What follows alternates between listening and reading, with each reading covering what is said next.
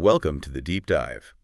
Ever scrolled through photos online and wondered, who really has the say in what happens to them? Especially if you're actually in the picture. Yeah, it's a really common question. Today we're diving into the, well, sometimes murky waters of photography, copyright, and your rights as the person being photographed. Exactly. And we have two really valuable resources to, help navigate this. First, there's a document from Garden Media, LLC, titled Fair Use and Copyright. That kind of lays the groundwork. Okay. And then we've also got a set of accuracy checks and some really insightful suggested additions. Yeah. They help us sharpen our focus and get a much clearer picture. Right. Our goal today is simple, but pretty essential, especially in a world that's practically swimming in images, isn't it? Totally. We want to understand who actually owns that photograph. Yeah. When can a photographer legally sell a picture you're in? And what rights do you have just by being the subject? Yeah, exactly. We're here to cut through the legal jargon, hopefully, and give you clear, practical takeaways you can actually use. Okay, let's unpack this, starting with, I guess, the most basic question. Who holds the copyright? Well, the fundamental rule, and our fair use and copyright document makes this clear, is that the photographer, the person who actually takes the image, is the initial owner of the copyright. Oh, okay. They're the creator, so they automatically get these rights to their work. Right. So even if it's an amazing shot of you, maybe, I don't know, you nailed that marathon finish or you're caught laughing or something, the person who pressed the shutter is generally the one who owns the copyright.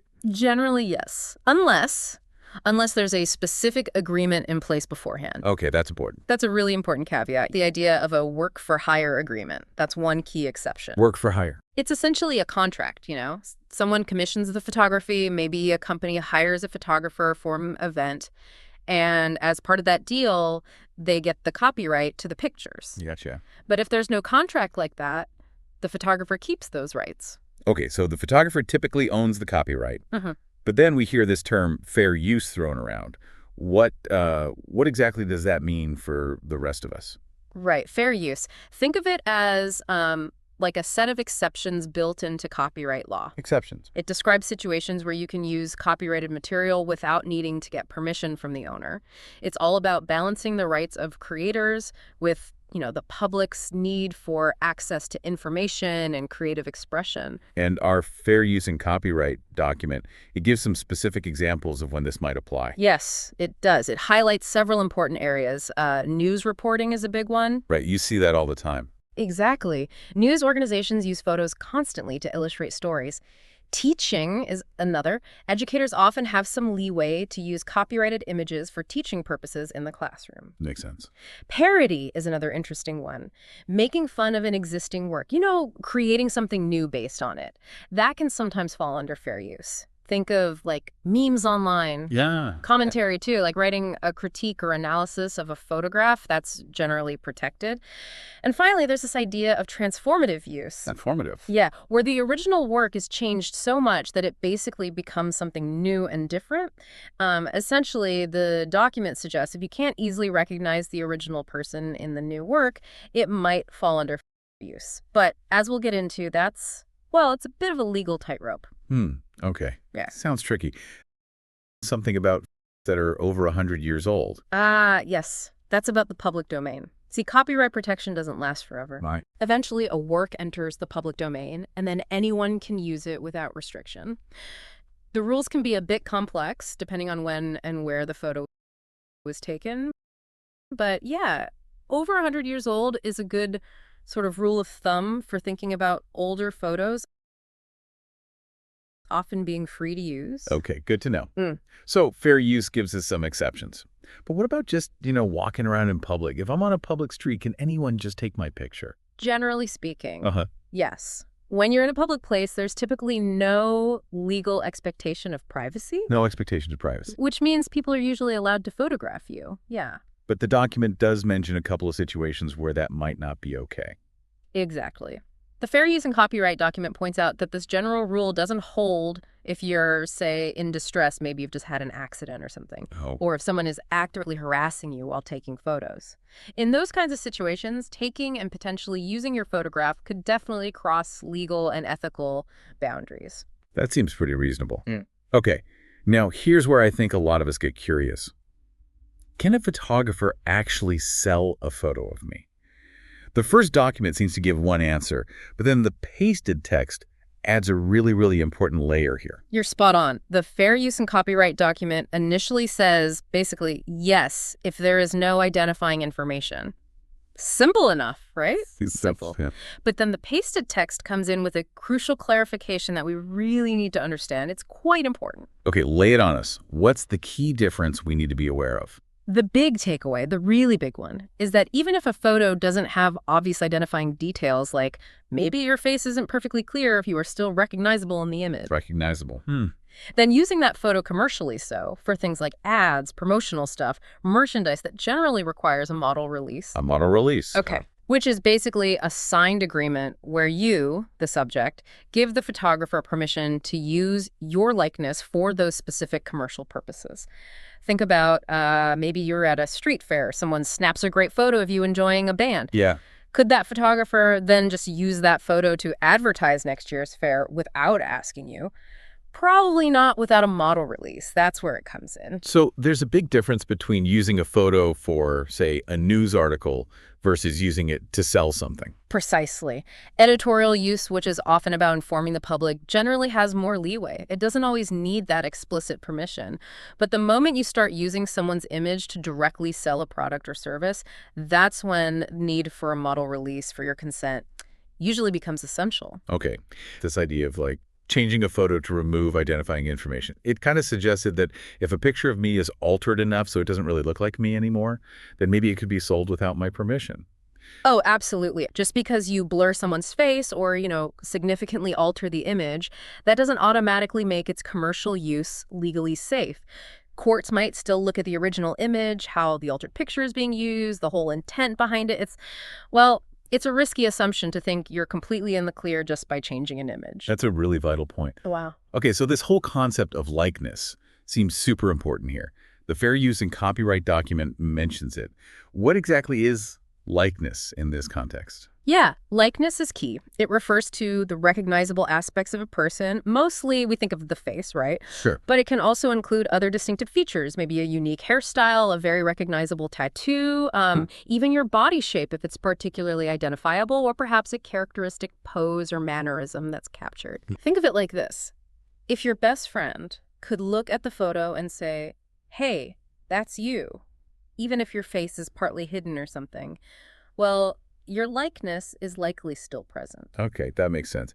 And when a photo does contain my identifiable likeness, the document says selling it generally requires my consent, which I guess leads us to this example they gave about the shirt design from Get Lost Writing and their whole opt-in process. Can you explain how that fits in? Yes, the Get Lost Writing example is perfect for illustrating this. They specifically ask people, hey, send us your photos if you want to be featured on a shirt design. Right. So by actively opting in, by sending their photos and details, these people are explicitly giving Get Lost Writing the commercial rights to use their likeness in that very specific way on the t-shirt. This kind of opt-in, it protects both sides. Yeah. Right?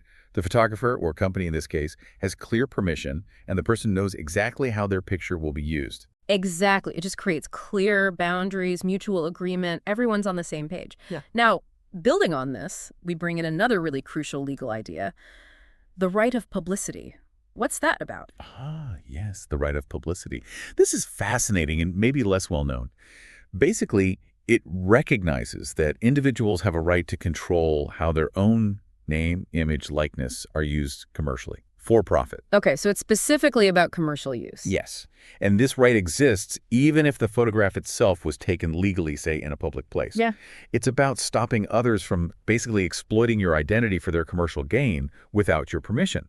So it adds another layer beyond just who owns the photo's copyright. Precisely. It's another shield for individuals. So even if a photographer legally snaps a picture of you walking down the street and owns the copyright to that photo, your right of publicity could still stop them from slapping that photo onto a national advertising campaign without getting your consent. That's a really important distinction. Yeah. Okay. Some specific situations with even stricter, particularly involving children and private property. Yes, definitely worth mentioning. When you're dealing with photos of minors, kids, the legal and ethical standards are way higher, especially for commercial use. Makes sense. You almost always need explicit consent from a parent or legal guardian, no question. And similarly, shooting photos on private property, someone's house, their land, inside a private business maybe, that generally requires the property owner's permission. You can't just wander out of someone's private space and start clicking away without their okay. Right, common sense, really, but good to state clearly. Okay, so let's try to maybe summarize who owns a photograph based on how it's being used. For just personal use, Whoa. if a photo clearly shows my likeness and I haven't given consent, that could be an issue for the photographer, right? Even though they own the copyright. Potentially, yes. Boots? Okay. But if they alter the photo to totally remove my likeness, they may be okay using it for their own personal stuff, like their portfolio maybe, without my direct consent. Though you mentioned that right of publicity could still kick in if they tried to sell it later. That's a good summary of the personal use side, yeah. It's less clear-cut than commercial. And then for commercial use, it seems much stricter. If the original photo has my identifiable likeness, both the photographer and the subject generally need to give consent. Full stop. Pretty much, yes. That model release becomes critical. The image to remove my likeness and then use it commercially.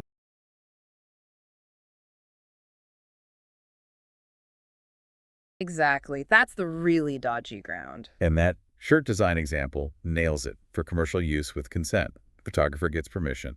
Person agrees to have their likeness used for that specific thing. Clean. Absolutely. It all boils down to transparency, consent, and respecting people's rights over their own image, especially when money's involved. Okay, so let's just quickly hit the key takeaways for you listening. First, remember, the photographer usually owns the copyright initially. Right. Default position. Second, fair use allows some uses without permission. Think news, education, parody. But it has limits. Third, if you're in public, yep, you can generally be photographed. Usually no expectation of privacy. Fourth, and this is big, selling photos of recognizable people for commercial purposes almost always needs a model release from you. Consent is key for commercial use. Fifth, don't bank on just changing a photo to remove identity as a legal free pass for commercial use without consent.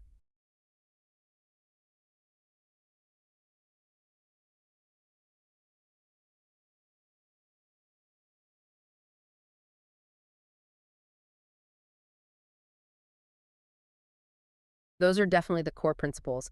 Understanding these basics can really help you feel more informed, more empowered in this crazy visual world we live in. Totally. So as we wrap up this deep dive, here's maybe something to chew on. In a world where cameras are literally everywhere, phones, drones, everything, and images fly around the globe instantly, how will these legal rights and rules keep up? How will they evolve with the tech and our own changing ideas about privacy and, well, publicity? That's the big question, isn't it? Technology always outpaces the law, it seems. And maybe just as importantly, what role do we all play? As individuals, as creators, what's our responsibility to actually understand and respect these boundaries? It's not just about what's legal, is it? There's a whole ethical layer here, too. Absolutely. There's the letter of the law, and then there's just doing the right thing. A lot to think about there.